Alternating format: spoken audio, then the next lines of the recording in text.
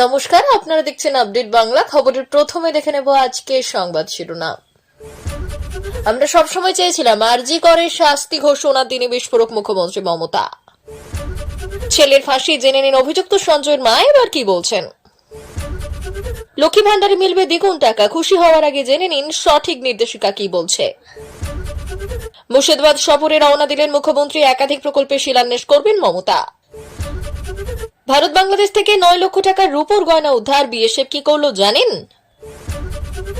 হিন্দু প্রজন্মকে বাঁচাতে বাড়িতে ধারালো অস্ত্র রাখুন, সুকান্তের মন্তব্যের সমালোচনার ঝড়। ফাঁসি দিতে হাত কাঁপবে না, সঞ্জয়ের ফাঁসি হলে প্রস্তুত নাটার পুত্র মহাদেব মল্লিক। 35,000 কোটি বিনিয়োগের আশা, 1 লক্ষ কর্মসংস্থান মেগা প্ল্যান নবান্নের। আসছি বিস্তারিত খবরে। আরজিকর ধর্ষণ খুন মামলায় আজ সাজা ঘোষণা করবে শিয়ালদহ আদালত। পশ্চিমবঙ্গের মুখ্যমন্ত্রী মমতা বন্দ্যোপাধ্যায় বলেছেন, আমরা তদন্তে সহযোগিতা করেছি, আমরা ন্যায় বিচারের দাবি জানিয়েছিলাম, কিন্তু বিচার বিভাগকে তার গতিপথ চালাতে হয়েছিল, তাই এত সময় লেগেছে, কিন্তু আমরা সব সময় চেয়েছিলাম যে নির্যাতিতা বিচার পাক। আরজিকর মেডিকেল কলেজ ও হাসপাতালে তরুণী চিকিৎসক পড়ুয়াকে ধর্ষণ এবং খুনের ঘটনায় দোষী সাব্যস্ত সিভিক ভলেন্টিয়ার সঞ্জয় রায়ের সাজা ঘোষণার দিকে তাকিয়ে গোটা দেশ। সোমবার দুপুরে শিয়ালদহ আদালতে এই চাঞ্চল্যকর মামলার রায় ঘোষণা করবে। শনিবার বিচারক অনির্বাণ দাস সঞ্জয়কে ধর্ষণ, খুন এবং অপরাধমূলক ষড়যন্ত্রের অভিযোগে দোষী সাব্যস্ত করেন। এই ঘটনার পর থেকেই সবার মনে একটাই প্রশ্ন, কি সাজা হবে সঞ্জয়ের। এদিকে সাজা ঘোষণার আগে এক চাঞ্চল্যকর প্রতিক্রিয়া দিয়েছেন সঞ্জয়ের মা মালতী রায়। 17 বছর বয়সী এই অসহায় মা জানিয়েছেন, তার ছেলে দোষী সাব্যস্ত হলে আইন অনুযায়ী তার সর্বোচ্চ শাস্তি হওয়া উচিত, এমনকি মৃত্যুদণ্ড হলেও তার কোনো আপত্তি নেই। তিনি বলেছেন, যদি আমার ছেলে দোষী হয় তবে তার ফাঁসি হোক, আমি একা কাঁদবো, কিন্তু এই রায়কে নিয়তি হিসেবে মেনে নেব। রায় ঘোষণার পর সঞ্জয় আদালতে নিজেকে নির্দোষ দাবি করে এবং আইপিএস অফিসারদের দ্বারা প্রভাবিত হয়ে মিথ্যে বলার অভিযোগ করে, কিন্তু বিচারক সিবিআই এর পেশ করা তথ্য প্রমাণে সন্তুষ্ট হয়ে সঞ্জয়কে দোষী সাব্যস্ত করেন।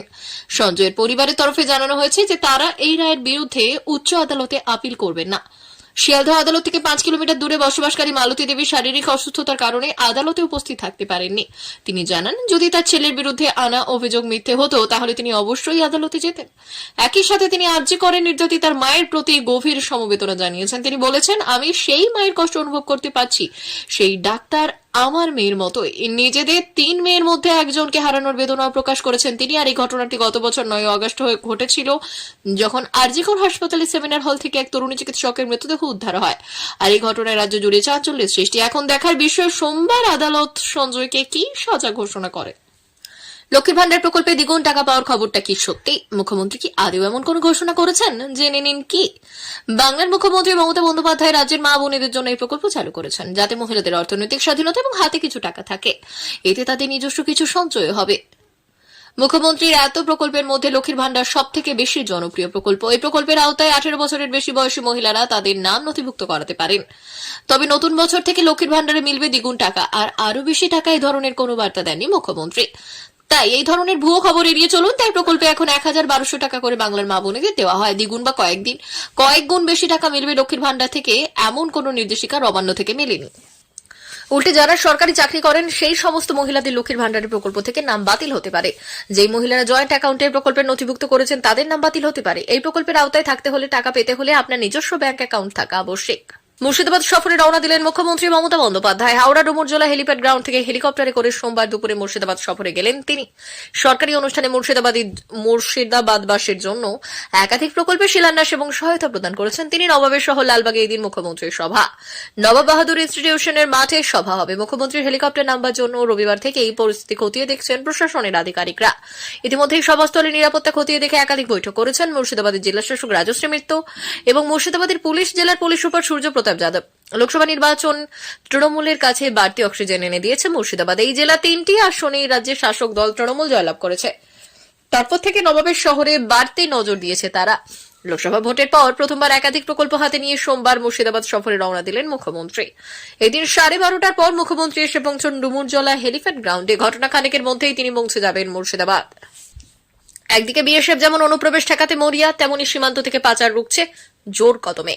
কখনো পাচার হওয়া গরু উদ্ধার করছে, কখনো বা তারা উদ্ধার করছে সোনা রূপো। এবার উত্তর 24 পরগনা, নদিয়া, মুর্শিদাবাদ, মালদা রূপোর গয়না মাদক উদ্ধার করেছে।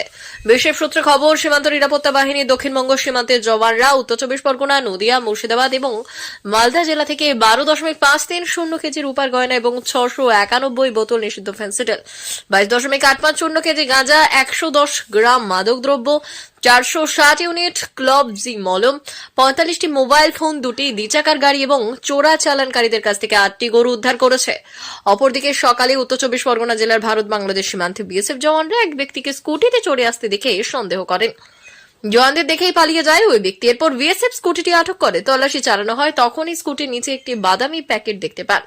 সেটি খুলতেই রূপোর গয়না পাওয়া যায়। এমনকি স্কুটির তেলের ট্যাঙ্কের ভেতরে লুকোনো আরও রূপোর গয়না উদ্ধার করেন জওয়ানরা। উদ্ধার করে রূপোর গয়নার মোট ওজন 12.530 কেজি, যার আনুমানিক বাজার মূল্য 9.86 লক্ষ টাকা। উদ্ধার হওয়া গয়না পরবর্তী আইনি প্রক্রিয়ার জন্য সংশ্লিষ্ট কর্তৃপক্ষের কাছে হস্তান্তর করা হয়েছে। উদ্ধার করা গবাদি পশুগুলিকে ইট্যাগ করে ধ্যান ফাউন্ডেশনের কাছে হস্তান্তর করা হয়। ছেলেকে ডাক্তার, ইঞ্জিনিয়ার, যা খুশি বানান। আগামী প্রজন্মকে যদি বাঁচাতে চান, ভালো হিন্দু বানান। বাড়িতে অস্ত্র রাখুন। ধর্ম সংস্কৃতি না রাখতে পারলে আপনার ছেলে ডাক্তার হন, অফিসার হন, ফুটে যাবে। হুগলির কুন্তিঘাটে রাম মন্দিরের উদ্বোধন করতেই খোলামেলায় ডাক দিয়েছেন বিজেপির রাজ্য সভাপতি সুকান্ত মজুমদার। নাগরিক সমাজের সদস্যরা বলছেন, অস্ত্র দিয়ে কখনো হিন্দু ধর্মকে রক্ষা করা হয়নি। তৃণমূলের মতে কংগ্রেস নেতৃত্বে উস্কানিমূলক মন্তব্যের কড়া সমালোচনা করেছেন। বাংলায় হিন্দু, মুসলিম, শিখ, খ্রিস্টান সবাই শান্তিতে বাস করেন। এই রাজ্যে সম্প্রতির বাঁধন শক্ত থাকায় কোনো প্ররোচনা কাজ দেয় না। তবুও রাম মন্দির নির্মাণ হোক বা রামনবমীর অনুষ্ঠান, সবেতেই দেখা যায় বিজেপি নেতাদের উস্কানিমূলক মন্তব্য করতে। ধর্ম নিয়ে রাজনীতির সুর বারবার এই রাজ্যে চড়িয়েছে গেরুয়া শিবির।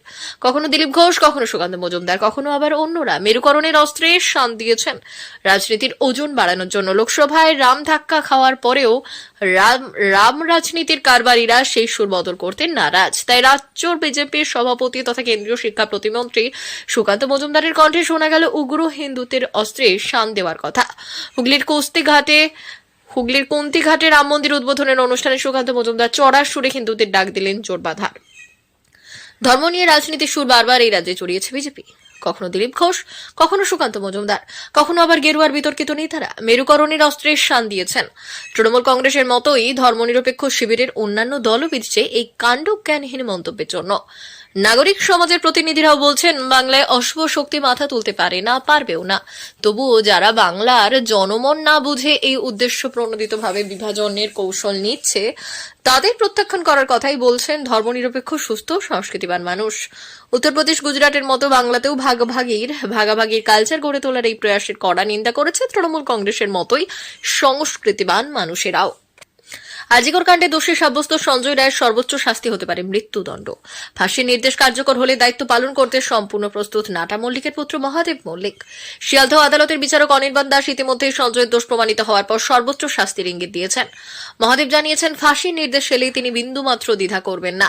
মহাদেব মল্লিক কলকাতা পুরসভায় কর্মরত, ইতিমধ্যেই 3টি ফাঁসি কার্যকর করেছেন। 2004 সালে ধনঞ্জয় চট্টোপাধ্যায়ের ফাঁসি কার্যকর করার সময় বাবার সহকারী হিসেবে ছিলেন তিনি বলেছেন, ফাঁসি দিতে হলে হাত কাঁপবে না, বুকও কাঁপবে না। এটি আমাদের পেশার অংশ এবং আমরা ন্যায় বিচারের অংশীদার। সঞ্জয়ের ফাঁসির নির্দেশ দেওয়া হলে তা নিম্ন আদালত থেকে শুরু করে উচ্চতর আদালত এবং রাষ্ট্রপতির কাছে ক্ষমা ভিক্ষার আবেদন পর্যন্ত যেতে পারে। এই পুরো প্রক্রিয়া শেষ হওয়ার পরেই ফাঁসির নির্দেশ কার্যকর হবে। মহাদেব বললেন, যদি আমাকে ডাক দেওয়া হয়, আমি এই কাজ করতে প্রস্তুত। বাবার কাছ থেকে শিখেছি, এই দায়িত্ব আমি সঠিকভাবে পালন করব। মহাদেব মল্লিক সঞ্জয়ের অপরাধের নৃশংসতার কথা উল্লেখ করে বললেন, যে ডাক্তার আমাদের ভগবান স্বরূপ, তাকে হত্যা করা চরম অপরাধ। এই ধরনের অপরাধকারীদের জন্য কড়া শাস্তি দেওয়া উচিত। তিনি আরো মনে করেছেন যে সঞ্জয় একা এই কাজ করেনি এবং অন্য কেউ জড়িত থাকতে পারে। মাস ঘুরলেই রাজ্যে বিশ্ববঙ্গ বাণিজ্য সম্মেলন, তার জন্য চলছে জোর কদমের শেষ প্রস্তুতি। মুখ্যমন্ত্রী মমতা বন্দ্যোপাধ্যায় বিভিন্ন বৈঠকের মাধ্যমে স্পষ্ট জানিয়ে দিয়েছেন, তিনি চান না কোনো রকম ভাবে এই সম্মেলন কোনো সমস্যার মুখোমুখি হোক। তাই সব দিক থেকে ভালো করে খতিয়ে দেখছেন দায়িত্বপ্রাপ্ত কর্মীরা। আর এই আবহে ফের খবরের শিরোনামে উঠে আসছে এশিয়ার সর্ববৃহৎ এবং পৃথিবীর দ্বিতীয় বৃহত্তম কয়লা ব্লক হিসেবে দেউচা পাচামির নাম। পশ্চিমবঙ্গ সরকার দেউচা পাচামি নিয়ে একের পর এক বড় পরিকল্পনা করেই চলেছে। মুখ্যমন্ত্রী মমতা বন্দ্যোপাধ্যায়ের মুখে বারবার শোনা গিয়েছে যে এই কয়লা খনি থেকে কয়লা উত্তোলন সম্ভব হলে রাজ্যে বিদ্যুতের মাশুল কমবে, বাড়বে কর্মসংস্থান। তার জন্য টেন্ডারের ব্যবস্থা করার জন্য অনেক আগেই বলেছিল প্রশাসন। অবশেষে সেই প্রতীক্ষার অবসান ঘটতে চলেছে।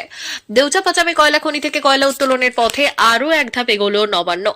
গ্লোবাল টেন্ডার ডাকলো পশ্চিমবঙ্গ সরকার। বিশেষ সূত্রে জানা গিয়েছে গত বছরের শেষে অর্থাৎ 20শে ডিসেম্বরে গ্লোবাল টেন্ডার ডাকা হয়েছিল। আর এই টেন্ডারের দরপত্র আগামী 23শে ফেব্রুয়ারির মধ্যে পাঠাতে বলেছে West Bengal power development corporation. অন্ততপক্ষে 3400 একর জুড়ে প্রাথমিক দেউচা পাচামি প্রকল্প বাস্তবায়িত হতে চলেছে।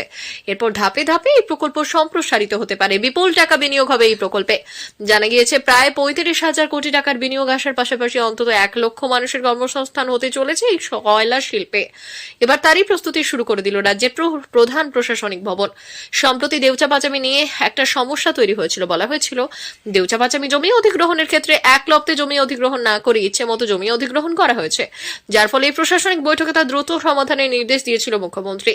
আর তার নির্দেশে রাজ্যের মুখ্য সচিব মনোজ পান্থ বীরভূমে গিয়ে এই প্রকল্প বাস্তবায়নের জন্য প্রয়োজনীয় সমস্ত পদক্ষেপ গ্রহণের জন্য নির্দেশ দেন। আর ওই দিন বৈঠকে মুখ্য সচিব মনোজ পান্থ ছাড়াও ছিলেন বিদ্যুৎ সচিব শান্তনু বসু, বিদ্যুৎ উন্নয়ন নিগমের চেয়ারম্যান পিবি সালেম সহ রাজ্যের পদস্থ কর্তারা।